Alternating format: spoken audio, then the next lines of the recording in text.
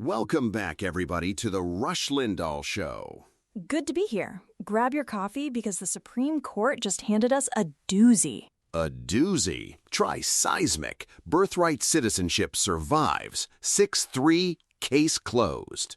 6-3, or so everyone keeps saying. Wait, or so? You've got that look on your face. Let's just say the real math might surprise you. We'll get into it. Oh, I love when you tease me. All right, that's segment 1 right there. Then Kavanaugh drops a concurrence pointing to a 1952 statute instead of the Constitution. Sounds like a lifeline for Congress until you look at the vote count. Exactly the kind of thing we'll separate the rhetoric from the reality on. And Stephen Miller called this whole ruling a knife wound in the American Republic. Bold words for a ruling that might not even touch the birth tourism problem he's worried about. Then the GOP tries to respond, and folks, it's chaos. Rand Paul's got one plan. Mike Lee's crew wants a different amendment. Tom Cotton's camp wants a statute instead. Nobody's on the same page. We'll even run a little theater of the absurd with that one later in the show. And we'll close by weighing this against everything else the court did this term. Let me tell you something. There's plenty here nobody's talking about yet. So let's start with what actually happened Tuesday.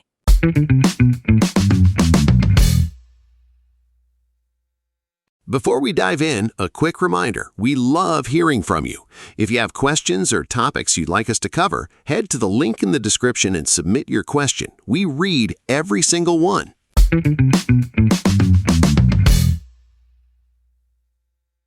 Ladies and gentlemen, we have a decision. 6 months of buildup, and the Supreme Court just handed down the verdict on birthright citizenship. 6-3, they're calling it. Trump's executive order, done. Knocked out in the first round. Hold on, Rush. 6-3 is the headline, but that's not the real number. Oh, here we go. The order got struck down 6-3, sure, but the actual constitutional question, is birthright citizenship guaranteed by the 14th Amendment? That was 5-4. Kavanaugh didn't join on those grounds. Wait. So one justice basically fought a different fight? Exactly.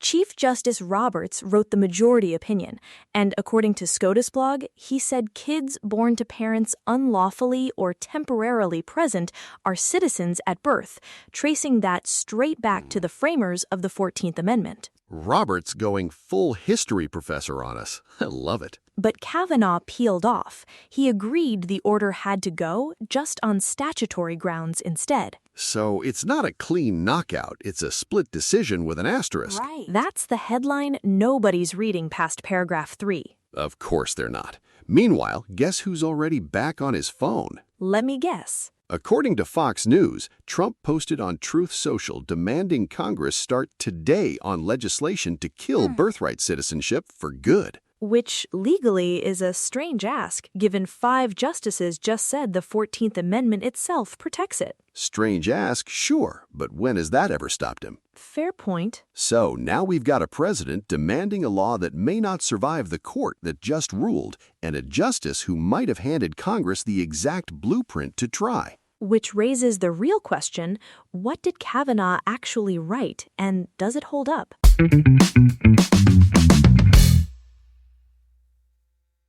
Building on that 5-4 crack, let's talk about the guy who created it, Kavanaugh.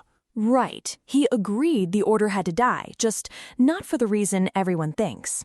Oh, this is where it gets fun. He didn't say the 14th Amendment killed it. He said a 1952 immigration statute did, the Immigration and Nationality Act, not the Constitution. So the amendment survives untouched, but Congress apparently left the side door open the whole time. That's the argument. And according to Fox News, Kavanaugh went further. He basically wrote lawmakers a memo. A memo. I love it. Give me the quote. Tech Times reported his concurrence said Congress could amend that law or pass new legislation carving out exceptions to birthright citizenship. So a sitting justice just handed the GOP a permission slip. Sign here, restrict away. That's one read, but slow down because that permission slip has a landmine under it. Hold on. What landmine? 5 justices, the actual majority, just rejected the theory that the 14th Amendment lets you carve out exceptions at all. Right, the 5-4 split we just walked through. So, if Congress passes a new statute restricting birthright citizenship, that same five-justice block is sitting right there waiting. So Kavanaugh's roadmap leads to another lawsuit. Slate ran a piece calling it an opening for Trump's side, hardly a win yet. An opening that just walks you back into the same brick wall.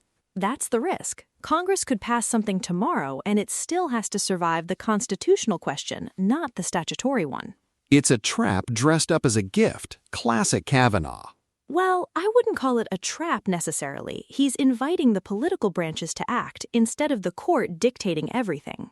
Sure, inviting. Sounds like handing someone a rope and calling it a gym membership. That's one way to put it. And you know who's already treating this gift like Christmas morning? The White House. Which is where this gets messy fast. Oh, it already is. Wait till you hear what Stephen Miller's saying on Fox tonight.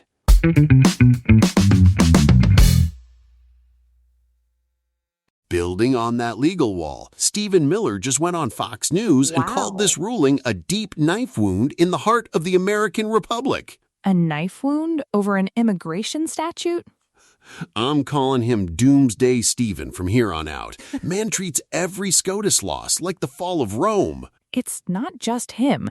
J.D. Vance told Laura Ingraham the fight is hanging by a thread, and he's vowing to keep pushing. Hanging by a thread? Reagan, 5 justices just told you the thread snapped. Right, and that's the contradiction nobody in the West Wing wants to sit with. Trump wants Congress to pass something quick, simple, done. Meanwhile, Miller and Vance are out there treating it like a 5-alarm civilizational emergency. You can't have both. Either this is a quick legislative fix or it's the end of the Republic. Pick one. Doomsday Stephen picked end of the Republic, obviously. There's substance buried in the theater, though.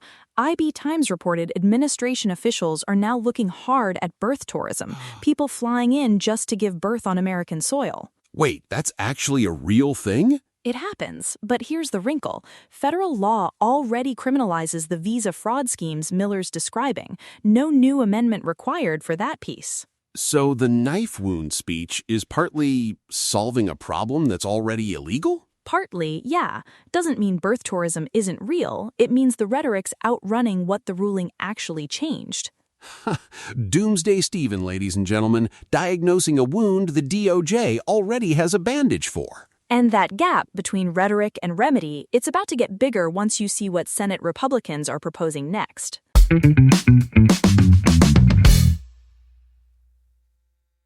Forget the birth tourism angle a second. Reagan, take me into the real fight. Rand Paul. He filed his amendment back in April before the ruling even landed. The Washington Examiner reported it caps automatic citizenship to kids of citizens, legal permanent residents, or service members. Surgical, I like it. And he's not waiting on Congress. WorldNet Daily reported this week he's taking it state legislature by state legislature, Kentucky first. And in his words, he wants to, quote, get it done one state at a time. The Article 5 backdoor. Nobody does that. That's legislative archaeology. Rare, but he's serious about it. Fine. Camp 1. Who's riding with him? Mike Lee and Ron DeSantis. Lee posted minutes after the ruling that Congress needs an amendment. DeSantis called it a major defeat on Fox and said only an amendment or a future court flip fixes this. And Johnson? Speaker Johnson told reporters birth citizenship has been abused. Time reported that the same day, which tells you where his head's at. So that's the amendment caucus. Now hit me with Camp 3. This one doesn't touch the other two at all. Go on. Tom Cotton's got his own bill, the Constitutional Citizenship Clarification Act. Fox News reported John Cornyn and Scott Rick are each pushing separate proposals targeting birth tourism. 3 senators, 3 bills. Same problem. No amendment in sight, just statute, statute, statute. So let's tally it, Reagan. Trump wants one clean law today, no amendment. Miller and Vance want to keep swinging in court and on camera. Paul, Lee, and DeSantis want to rewrite the Constitution itself. And Cotton, Cornyn, and Scott are off writing bills nobody asked them to write. 4 camps, 1 party. And every camp thinks the other 3 are wasting the moment. This isn't a party with a strategy. This is a party with a suggestion box. That's not far off, honestly. The ruling didn't just cost Republicans a case. It showed they never agreed on the fix to begin with.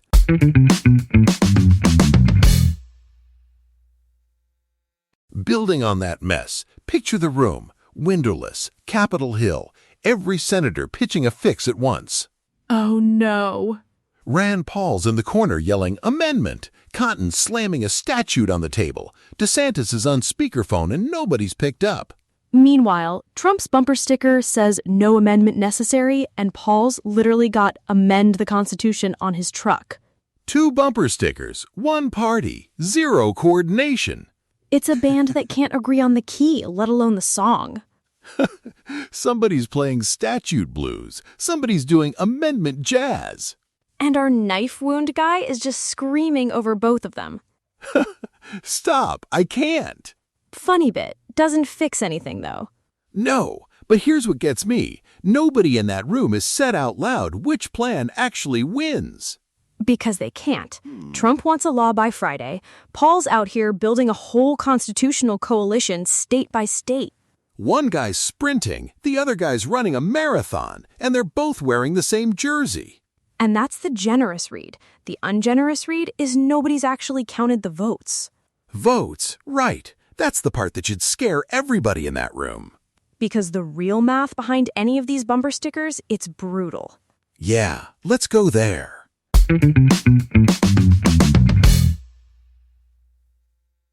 Since we're doing math, let's do the real math.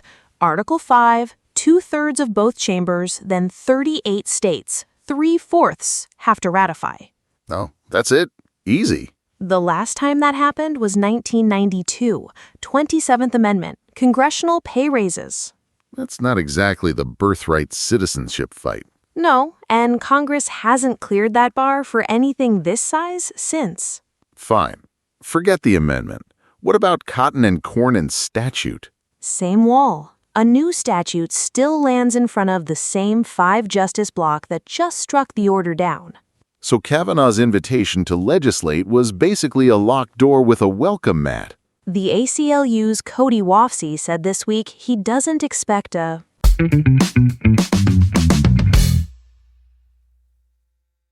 Building on that math, let's zoom out. This is Trump's 3rd gut punch from this court in 1 term. Right. SCOTUS blog's own term rap called it out. Tariffs struck down, the Lisa Cook firing blocked, and now birthright citizenship. 3 swings, 3 misses. The nickname machine's getting a workout this year. But none of those losses actually settled anything. This one just kicked the ball into a Congress that can't agree on the yard line. Rand Paul's got his amendment. Cotton's got his bill. Nobody's got 60 votes. And now it's a midterm issue instead of a courtroom issue. So here's my verdict. The court didn't end this fight. It just moved the ring. That's fair. The Constitution held, the politics didn't. Politics never does. We'll see who actually shows up to vote on it.